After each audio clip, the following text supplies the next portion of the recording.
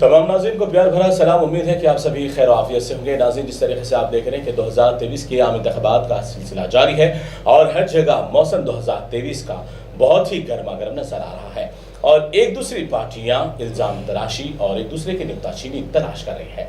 लेकिन दरहकीकत देखा जाए तो कौन सी पार्टी ने रियासत को तरक्की दिलाई, कौन सी पार्टी ने रियासत की आवाम को धोखा दिया, नुकसान पहुंचाया, इन तमाम बातों को लेकर हम हर मौके पर खास मुलाकात का सिलसिला जारी रखे हुए हैं और हर खास मुलाकात के अंदर एक एक नए मेहमान हमारे साथ जुड़े हुए हैं। और आज के खास मुलाकात प्रोग्राम में हमारे साथ आज वज़ीर तालीम मोहतरमा सबिता इंदिरा रेड्डी साहिबा के फर्जंद मोहतरम जनाब कार्तिक रेड्डी साहब आज हमारे स्टूडियो तशरीफ लाए और आज उनके साथ खास मुलाकात का प्रोग्राम है। बहुत बहुत शुक्रिया कार्तिक साहब, आप तशरीफ लाए। तो जिस तरीके से नाज़रीन हमारे यहाँ बहुत सारे मुद्दे हैं और उन मुद्दों को लेकर सबसे बड़ा वबाल जो रियासत तेलंगाना में चल रहा है, लोगों को भटकाना, लोगों को मजहबी मामलात में उलझाना और रियासत की तरक्की को लेकर झूठे वादे करना, बहुत सारे मामलात हैं। लेकिन क्या दर हकीकत 9.5 साल में तरक्की हुई? क्या मुसलमानों को फ़ायदा हुआ? क्या केसीआर साहब ने जो वादे किए थे वो मुकम्मल हुए या नहीं? कुछ मालूमात कार्तिक रेड्डी साहब से भी मालूम करेंगे क्योंकि उनका भी बहुत जो घराना है बहुत ही सीनियर सियासी मैदान से उनका जुड़ा हुआ है। तो कार्तिक रेड्डी साहब से पहला सवाल है कि आपका जो घराना है, आपके जो वालिद साहब इंदिरा रेड्डी साहब है, मोहतरमा सबिता इंदिरा रेड्डी साहिबा वालिदा आपकी जो है बहुत ही सीनियर है, तो क्या अब तक उन्होंने जो गुज़िश्ता की हुकूमत में काम किया और इस बार केसीआर साहब के साथ काम कर रहे हैं, मुसलमानों को लेकर केसीआर साहब का नज़रिया क्या है? पहला चीज़ अब्दुल्ला, मैं आपका शुक्रिया अदा करना चाहता हूँ कि आपकी स्टूडियो में और आपकी चैनल में हमको इस्तकबाल करें। और दूसरी चीज़, अल्लाह का करम है, हमारे वालिद साहब और वालदा का जी जो हार्ड वर्क है, तकरीबन 40 साल से अल्लाह का करम है कि हम लोगों के दरमियान में रह सके और उनकी मोहब्बत और प्यार से यहाँ तक पहुँचे, उनका करम है अल्लाह का। और तीसरी चीज़ हो गई, अगर मुसलमानों की या माइनॉरिटियों की बात तेलंगाना में जी, थोड़ी चीज़ अपन याद रखना चाहिए कि 27 साल से हिंदुस्तान में मुसलमानों से एक सियासती खिलवाड़ हुई जाती जी। तकरीबन आप 20 साल पहले जब सचार कमेटी रिपोर्ट बाहर आई थी जी, सचार कमेटी रिपोर्ट ये साफ साफ बताती है कि इस देश के, इस मुल्क के मुसलमानों की हाल गरीब से गरीब है जी। सबसे पिछड़ा हुआ हाल इस देश में किसी का है तो मुसलमानों का जी। इस देश में तकरीबन 27 साल से आज़ादी के समय से आज तक अब सबको पता है कि एक ही जमात मुसलमानों का वोट ज़्यादातर लेते हुए आ रही है, वो है कांग्रेस है। और आज मुसलमानों की हाल ख़राब है जी, उनकी तालीम में पीछे पड़े हुए हैं, उनकी फाइनेंशियल और सोशो इकोनॉमिक सिचुएशन पे पीछे पड़ा हुआ है जी। इसकी जिम्मेदार भी कांग्रेस पार्टी को उठाना चाहिए। आज मैं नाज से बता सकता हूँ कि रियासती तेलंगाना में जी सबसे ज़्यादा बजट मुसलमानों का इस देश में मिलता है तेलंगाना। जी, बिल्कुल बराबर। सबसे ज़्यादा तालीम माइनॉरिटी स्कूल्स में मिलता है इस तेलंगाना रियासत जी। सिर्फ मौला मज़हब को, उलेमा को कहीं तनखी मिलता है वो सिर्फ तेलंगाना में। बराबर, ये बात दुरुस्त है। और दूसरी चीज़ है कि माइनॉरिटी बच्चियों को शादी कराने वाला ऐसा कोई रियासत है तो सिर्फ तेलंगाना। बराबर। ये अगर माइनॉरिटियों से, मुसलमानों से मोहब्बत नहीं है जी, उनकी तरफ इज्जत पेश नहीं की जा रही है तो और क्या है? बराबर। कांग्रेस पार्टी के इल्ज़ाम तो बहुत रहेंगे जी कि आप उनकी सबसे बड़ी इल्ज़ाम ये है कि बीआरएस पार्टी बीजेपी से मिली हुई है जी, एमआईएम पार्टी बीजेपी से मिली हुई है जी। मैं ये बात साफ साफ बताना चाहता हूँ, ये बात मेरी नहीं है, हमारे सदर साहब केसीआर साहब की है, इस रियासत के वजीर आले की है जी। कि हम कभी भी बीजेपी से नहीं मिलेंगे जी। अगर ज़रूरत है तो सियासत बंद कर देंगे जी। पर अपन बीजेपी से मिलने का कोई इरादा नहीं है। बहुत सारे तस्वीर भी गश्त करते हैं सोशल मीडिया पे कि कविता मैडम की है या फिर और भी दीगर एमएलए और खुद केसीआर साहब के जो हाथ जोड़कर मोदी को नमोद करते हैं, तो क्या ये रिश्ता नहीं है? अब्दुल्ला, जब राहुल गांधी साहब जी खुद पार्लियामेंट में उठ के मोदी से गले मिल सकते हैं, अच्छा, तो इज्जत पे तो सलाम वालेकुम तो हो सकती है। बराबर। फोटो में आने का ये मतलब नहीं होता जी कि हम उनसे सियासती मामलों में मिले हुए हैं। जी और इतनी झूठ फैलाई जाती है अब्दुल्ला कि कांग्रेस बीआरएस पार्टी ने सीए और एनआरसी बिल की तायद की। झूठ, गैर हाजिर भी तो थे। बराबर झूठ है जी। मैं क्या बताता हूँ, हमारे असेंबली में जो रेजोल्यूशन निकाली गई उसकी बात क्यों नहीं बोलते? बराबर। सीएए और एनआरसी के खिलाफ जी असेंबली में रेजोल्यूशन जब निकला था जी, उसकी बात क्यों नहीं करती कांग्रेस पार्टी? बराबर। वो बात भी करना चाहिए। बीजेपी से, मोदी से हमारा कुछ ताल्लुक नहीं है। हाँ, अगर कोई भी पार्टी फिरकापरस्त जमातों से कोई ताल्लुक रखती है तो वो कांग्रेस पार्टी। महाराष्ट्र में कौन सी पार्टी, कौन सी जमात से इनकी अलायंस है अब्दुल्ला? शिवसेना से है। शिवसेना क्या सेकुलर जमात है? बीजेपी के साथ उनका दोस्ताना बहुत गहरा ताल्लुक और कट्टर है। बराबर। शिवसेना की सोच मुसलमानों के खिलाफ और कट्टर है। बराबर। ऐसे कट्टर हिंदू पार्टी से तो आप डायरेक्ट अलायंस में ही है। जी। आप कौन है भाई हमको इल्जाम लगाने वाले? इल्जाम होती है सियासती मामला एक तरफ। जी। हम बराबर साफ है, हमारी नीयत साफ है। हम ये बताना चाहते हैं आपको कि हमारी कौन सी भी ताल्लुक बीजेपी से नहीं है और नहीं रहेगी। रेवंत रेड्डी को लेकर क्या कहेंगे, क्योंकि उन्होंने खुलकर कहा। और ये बात में एक्सटेंशन ऑफ जो बात मैं आपको बताया, सियासत की बात एक तरफ और वेलफेयर और तरक्की की बात एक तरफ क्यों नहीं बताती है कांग्रेस पार्टी? जी। आपका आइडिया, एजेंडा क्या है मुसलमानों की? जी। आप कितने बच्चों को पढ़ाएंगे? नहीं। शादी मुबारक का हाल क्या है? नहीं। यहाँ पे दंगा फसाद बहुत आपके जमाने में कितने दंगा फसाद होते थे? उसकी बात क्या है? जी। मुसलमानों को कितने साल आप बीजेपी का बुत बताकर, उसको शैतान बताकर वोट लेंगे? जी। वही मुसलमान सिर्फ केले बेच लेना, वही चप्पल बेचना, ऊपर तरक्की नहीं करना, बस वही रहना, डर के माहौल में रह जाना। जी। और हमको कांग्रेस पार्टी को वोट दे। ये कितने साल होगा अब्दुल्ला? 50 साल तो गुजार दिए। 18 में 2014 में मुसलमान बीआरएस पार्टी को वोट नहीं दी, फिर भी टीआरएस साहब, केसीआर साहब ने उनकी तरक्की की, उनकी तरफ सोचे। 18 में तो पूरा इस रियासत के मुसलमान केसीआर साहब के पीछे खड़े, उनके हाथ मजबूत करे, उसका रिजल्ट अपन देख रहे। मैं अपील करता हूँ हमारे भाइयों से, भाई ये कांग्रेस पार्टी के बातों में नहीं आना। खुद फिरका परस्त पार्टियों से, जमातों से ताल्लुक रखने वाली कांग्रेस पार्टी यहाँ पे आके किसी को नया फतवा चलाने की उनकी कौन सी भी वो रही नहीं, बुनियाद ही नहीं रही। और हो गई रेवंत रेड्डी की बात आप पूछ रहे हैं जी, जो उन्होंने खुलकर कहा था कि मैं आरएसएस का ही हूँ, मुझे आरएसएस से मोहब्बत है। तो फिर ये लोग आज आपकी तमाम जो पार्टी है बीआरएस को आरएसएस से जोड़ रहे हैं और बीजेपी से जोड़ रहे हैं, इस पर क्या कहेंगे आप? ये तो मजाक है सबसे बड़ी बात। उनके रेवंत रेड्डी साहब उनके सदर है जी, कांग्रेस पार्टी के इस तेलंगाना रियासत के, खुद बताते हैं कि ना से मैं आरएसएस का, और पार्लियामेंट में उठ के बताया कि अरे हम तेलंगाना के, हमारे सरजमीन से ही आपके फाउंडर का बराबर वो हुआ, उनका यही पैदाइश मकाम है रियासत तेलंगाना उनकी। तो बताने की जरूरत क्या थी? अगर मैं आपसे मोहब्बत ही नहीं करता हूँ तो आपका जिक्र भी क्यों करूँ? तो उनका सोच साफ है। अभी भी ये नहीं बता रहे कि मैं आरएसएस के खिलाफ कुछ ताल्लुक रखता हूँ या उनके खिलाफ कुछ इरादा रखता हूँ। आज भी साफ साफ नहीं बता रहे रेवंत रेड्डी। बताए तो बयान बताइए जी, बराबर। लेकिन आप कार्तिक साहब ये कहना चाहते हैं कि जो 50 साल में कांग्रेस ने नहीं की वो 9.5 साल में बीआरएस ने करके दिखाया। देखिए भाई, मैं ये नहीं बता रहा हूँ कि पूरा ये एक जन्नत हो गया, नहीं हो, बहुत सारे काम है।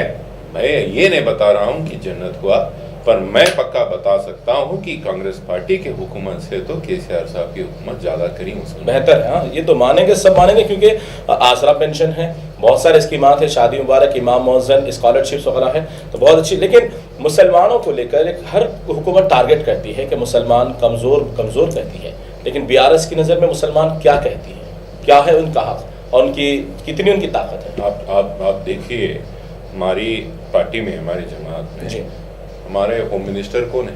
मुसलमान है। हर मीटिंग में सीएम साहब तो इमामी शरीफ तो पहन के निकलते, इमाम ज़मीन बराबर मानते हैं जी।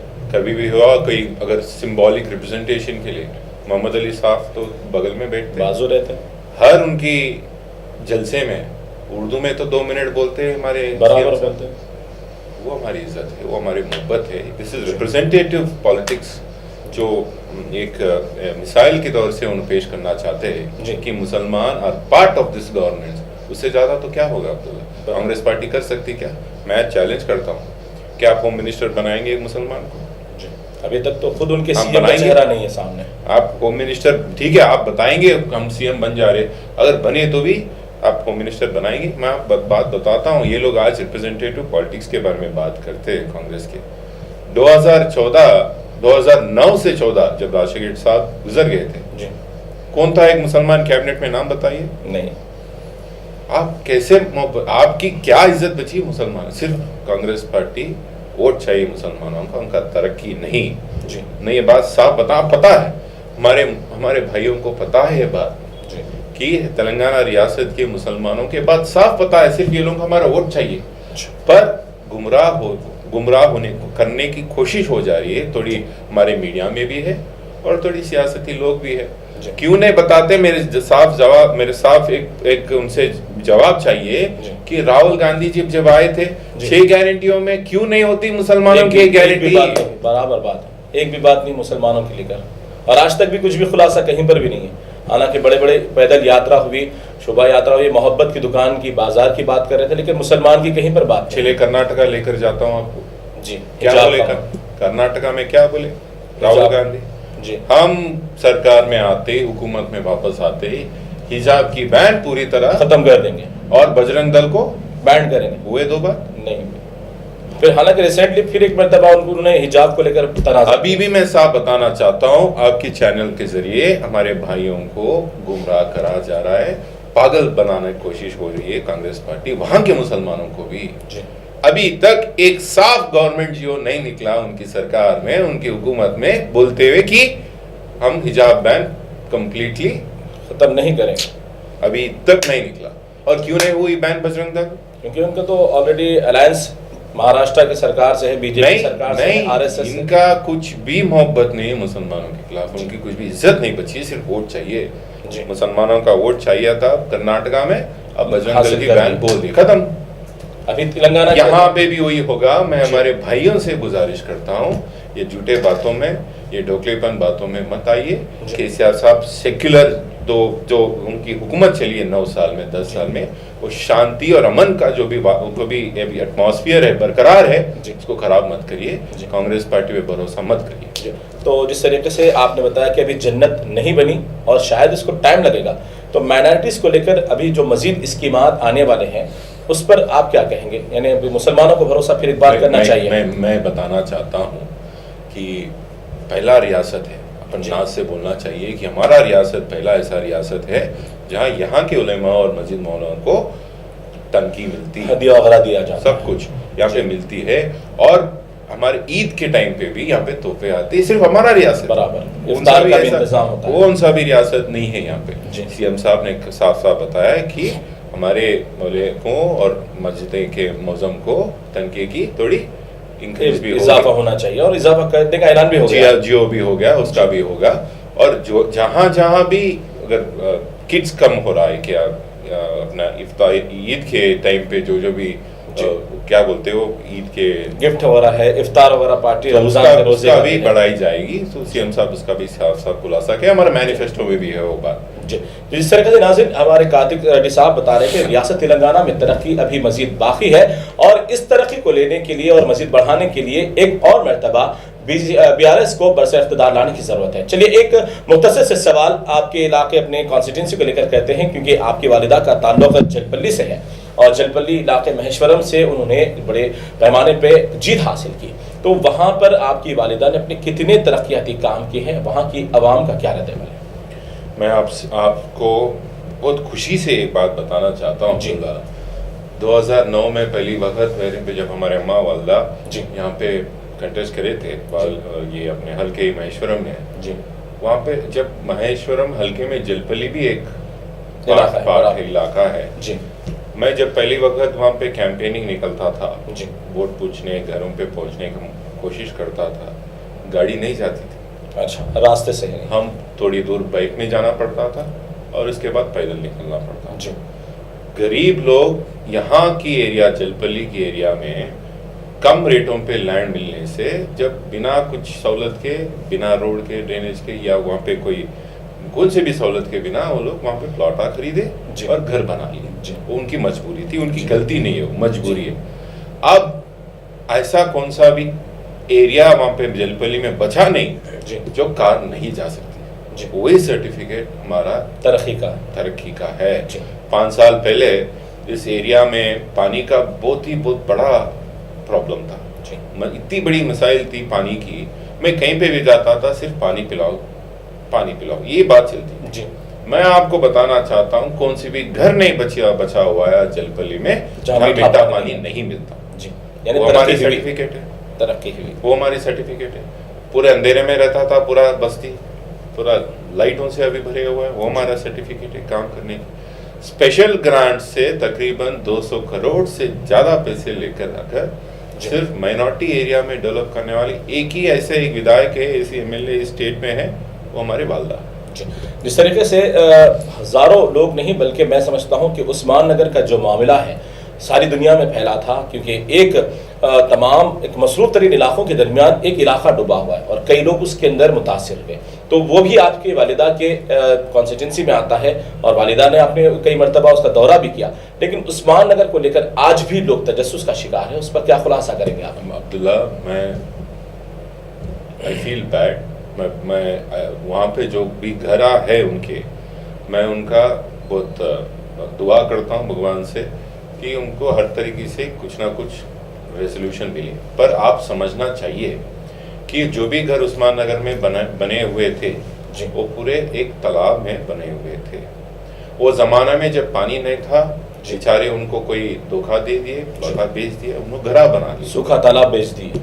जब पानी आ गया तो पानी तो रुकता नहीं, बराबर अल्लाह के हाथ में, अपने हाथ में पानी बराबर। तो जब तालाब में घर बना गए, एफटीएल में घर बनेगे तो पानी तो आ ही गया। अभी बारिश का तो 8-9 साल से तो पानी तो बारिश ज्यादा ही हो रही है। बराबर।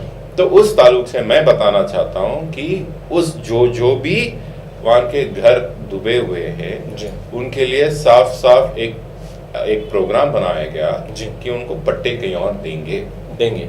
अभी वादा नहीं, उनको भी पता है, उनसे अभी लिस्ट भी लिए हैं हम जी।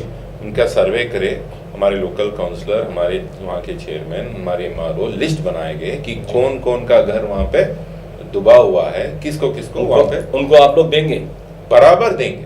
इंतखाबात के मुकम्मल होने के बाद शुरू हो गया काम और काम को पक्का करके देंगे। इनको घबराने की जरूरत नहीं, उस्मान नगर उनकी घबराने की जरूरत नहीं है। मैं बयान ही कर रहा हूँ, आपके सामने बयान कर रहा हूँ, जो भी उनका घर वहां डूबा हुआ है उनको प्लॉट मिलेगा। चलिए, बड़ी बात है नाज़रीन, क्योंकि उस्मान नगर को लेकर कई कमेंट्स हैं और हजारों लोग मुंतजिर है कि आखिरकार सविता इंदिरा रेड्डी क्या कर रहे हैं कि उस्मान नगर में हजारों लोग मुतासिर है। लेकिन आज एक बड़ा खुलासा कार्तिक रेड्डी ने किया है कि बिल्कुल वहां पर डूबे हुए मकानात वालों को पट्टे के जरिए जमीन अलाट किया जाएगा। हो सकता है जो स्कीम हुकूमत की जानिब से 3 लाख रुपए घर बनाने की है वो भी इसमें जरूर मदद हासिल होगी। चलिए, एक आखिरी सवाल एक इल्जाम के जो हिसाब से आता है, चाहते तो आप लोग उस्मान नगर के हालात को तभी तब्दील कर सकते थे, इतना लंबा अरसा नहीं गुजरता, आप लोग वहां का जो पानी जो रुका हुआ था वो छोड़ सकते थे, लेकिन आपके कुछ दोस्त अहबाब के जमीनात खराब होने की वजह से आप वो डर से नहीं छोड़े। गलत बात है। एफटीएल के बाउंड्रीज रहेंगे जी। एफटीएल के बाउंड्रीज से अगर पानी ज्यादा हो गया जी तो कोई भी पानी छोड़ना पड़ता जी, कोई भी रोक नहीं सकते जी। इरिगेशन डिपार्टमेंट में आप पता करिए जी, कोई भी नीचे दोस्त कौन है क्या नहीं है मुझे नहीं पता इस बातों की जी। पर पानी कब छोड़ी जाती है कौन से भी तालाब में, जब एफटीएल का लिमिट से ज्यादा पानी जब आती है, जब ही छोड़ी जाती है नीचे, कम मकदार वाले को नहीं छोड़ा जाता भाई। ये गलत इल्जाम है और इल्जाम तो लगाएंगे लोग बराबर। तो चलिए, बहुत सारे सवालात एक दूसरे को चलते रहेंगे, लेकिन कार्तिक रेड्डी साहब से मैं गुजारिश करूंगा जिस तरीके से आप एक बेटे होने के नाते अपनी वालिदा की कॉन्स्टिट्यूंसी में जो दिन रात मेहनत कर रहे हैं, तो जलपल्ली और महेश्वरम की आवाम से आप क्या आखिरी में अपील करना चाहेंगे?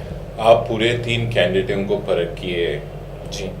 बीजेपी से तो कौन है, कैसे सोच रखते हैं वो मुसलमानों के खिलाफ, बराबर, वो तो खुलेआम है, जाहिर सी नहीं। वो भी कैंडिडेट भी कैसे सोच रखते हैं उनके बारे में पता करिए। और कांग्रेस कैंडिडेट है कौन, कब आएंगे आपके दरमियान में, कब मालूम करेंगे आपकी मुश्किलात, कब हल करेंगे? 5 साल यूं ही निकल जाएंगे उनके, 5 साल, ये 10 दिन के बाद भी नहीं दिखेंगे, उसके बाद नहीं दिखेंगे। मेरा गुजारिश है आपके तमाम नाजरीन जो भी है, मैं आपकी गुजारिश करता हूँ आपके जरिए कि लीडर है सविता इंदिरा रेड्डी, जो आपके मसाइल जानती है, जो आपके मसाइल हल करे हुए, ऐसे लोगों को दुआ करिए, ऐसे लोगों की तायीद करिए, फिर आपकी तरक्की होगी, अपने हल्के की होगी और रियासत के भी होगी इंशाअल्लाह। तो बहुत बहुत शुक्रिया कादिर साहब, आपने खास मुलाकात में वक्त दिया है। तो नाज़रीन, जिस तरीके से कातिक साहब ने यह वाज़ेह तौर पर बता दिया है कि गुज़िश्ता 50 साल में जो कारनामे नहीं हुए वो 9 साल के अंदर हुए, और आने वाले वक्त में अगर भरोसा फिर एक बार अवाम BRS पर करती है तो मजीद जितनी भी कामयाबी की जो सड़कें, जो जितनी राह हमवार होनी है वो तो होती रहेगी। लेकिन बिलखुसूस महेश्वरम के ताल्लुक से आपने ये बताया कि उस्मान नगर की आवाम को दोबारा, जिनके मकानात डूबे हुए हैं, उनको घर या ज़मीन उनको फिर मुख्तस किया जाएगा, उनकी घबराने की ज़रूरत नहीं है। और भी अहम बात ये बताइए और ज़रूरी बात समझता ही मैं भी हूँ कि जो लोग जहाँ पर रहते हैं, जहाँ बसते हैं, जिस तरीके से सविता मैडम की बात है, तो वो तमाम लोगों को जानती है, वहाँ के हालात को जानती है। अगर फिर नया आदमी आएगा तो आपके नए मसाइल से वाकिफ होने तक फिर आने वाले फिर अगले 2027-28 के इंतखाबात भी सामने आ जाएंगे, लेकिन फिर आपकी सड़कें वहीं पर पड़ी रहेगी, वही अंधेरा रहेगा, फिर वही नुकसान में आप रहेंगे।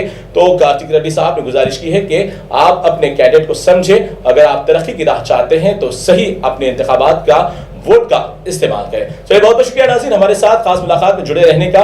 फिर होगी अगले नए मेहमान के साथ मुलाकात, और फिर BRS की या फिर कांग्रेस की कामियां और नाकामियों को लेकर उठाएंगे सवाल। बहुत बहुत शुक्रिया, फिर होगी अगली मुलाकात एक नए मेहमान के साथ। अगर आपने हमारे चैनल को अभी तक सब्सक्राइब नहीं किया है तो यहाँ पर रेड कलर का सब्सक्राइब बटन दिख रहा है, उसे क्लिक करें और हमारे चैनल को सब्सक्राइब कीजिए, और साथ ही साथ बेल आइकन को भी क्लिक कीजिए, जिससे आपको ताज़ा अपडेट मिलती रहे।